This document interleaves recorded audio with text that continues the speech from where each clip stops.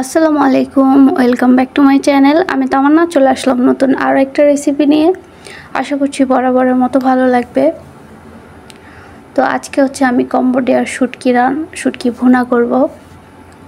তো শুটকিটা কেমন দেখতে এবং খেতে কেমন আপনাদেরকে জানাবো। তো শুটকিটা আমি খুব সন্দিহান ছিলাম যে এটা কেমন হবে কি, পরে দেখলাম যে না, খুবই সুস্বাদু। তবে যে কোনো শুটকি কিন্তু এভাবে রান্না করা যাবে বা ভুনা করা যাবে।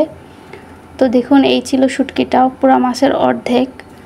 তো আমি অর্ধেক কাটার পর মনে হলো ভিডিও করার কথা, তো আমি ছোট ছোট টুকরা করে কেটে নিয়েছি।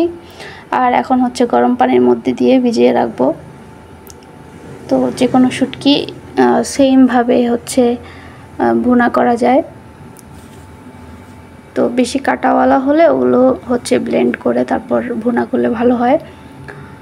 তো আমি এটা টালিনি। তো এই শুটকিটা হচ্ছে লবণ দেওয়া ছিল, তো আমি প্রথমে বুঝতে পারিনি। তো যাই হোক, শুটকির সাথে দেওয়ার জন্য আমি কিছুটা মরিচ পিষে নিচ্ছি। তো এই মরিচটা দিব। আর এখন হচ্ছে শুটকির উপরে যে এখানে খুব বেশি আঁশ নেই, তবে একটা আবরণ, কিছু কিছু জায়গায় আঁশ আছে আবার কিছু কিছু জায়গায় নেই। তো তারপরও সবগুলো আমি এভাবে করে পরিষ্কার করে নিচ্ছি। তো আমাদের দেশের লইট্টা শুটকিও কিন্তু এভাবে পরিষ্কার করে নিতে হয়। যে কোনো শুটকি আসলে পরিষ্কার করে নেওয়া ভালো। তো আমি সবগুলোকে এভাবে করে পরিষ্কার করে নিচ্ছি।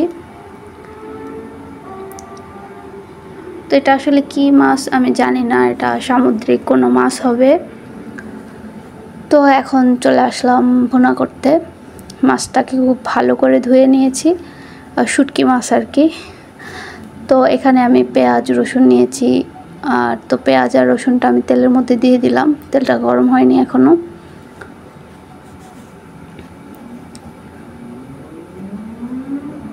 এরপর ধাপে ধাপে অন্যান্য মশলাগুলো দিব। আর শুটকি ভুনাতে আমার মনে হয় রসুনটা একটু বেশি দিলে ভালো লাগে। আমি এখানে বাটা রসুনও ইউজ করব। পেঁয়াজ নরম হওয়ার জন্য আমি একটু লবণ দিয়েছিলাম, তারপর দিয়েছিলাম হচ্ছে রসুন। আর এখন শুটকিগুলো দিয়ে দিব। তো শুটকিগুলো আমি দিয়ে দিলাম। এখন কিছুক্ষণ তেলের উপরে পেঁয়াজের সাথে এগুলোকে ভাজবো, তারপর আমি বাকি অন্যান্য মশলা দিব। তো এখন হচ্ছে যে মরিচ পিষে রেখেছিলাম, তো সেটা দিয়ে দিব। আর শুটকি ভুনাতে তো আমরা সবাই জানি ঝাল দিলে আরও বেশি ভালো লাগে।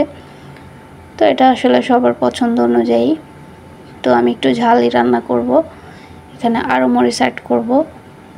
তো এই মরিচগুলো দিয়ে দিলাম। আগেই কিন্তু আমি মরিচটা দিইনি, তাহলে মরিচের যে একটা ঝাঁঝালো গন্ধ উঠবে,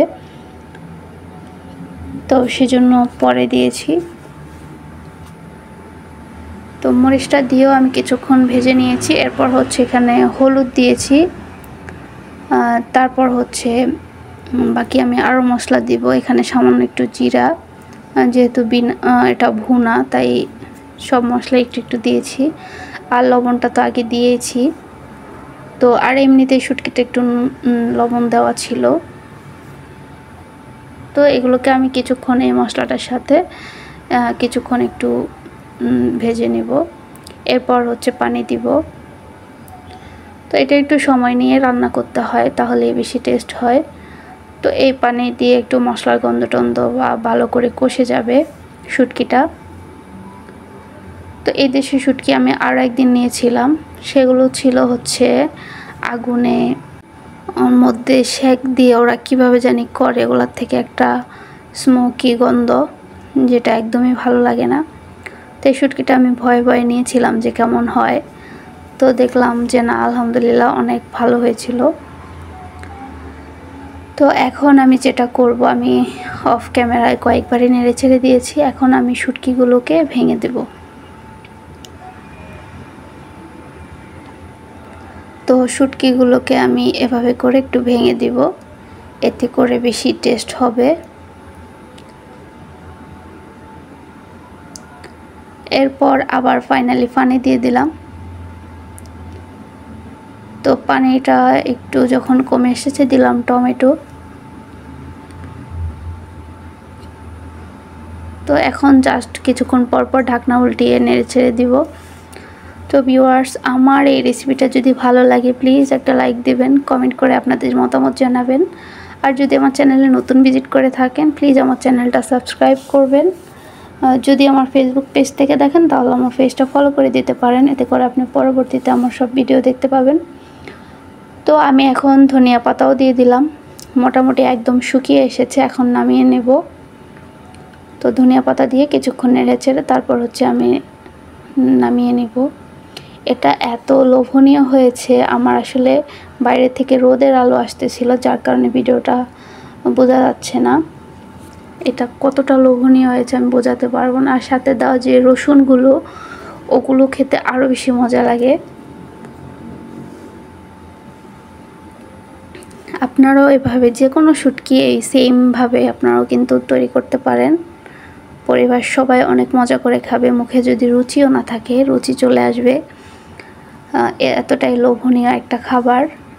আমার আসলে রোদের আলোর কারণে মানে অরিজিনাল যে একটা সৌন্দর্য, এটা কত লোভনীয় সেটা আসছে না। তো আজকে এই পর্যন্ত, আল্লাহ হাফেজ।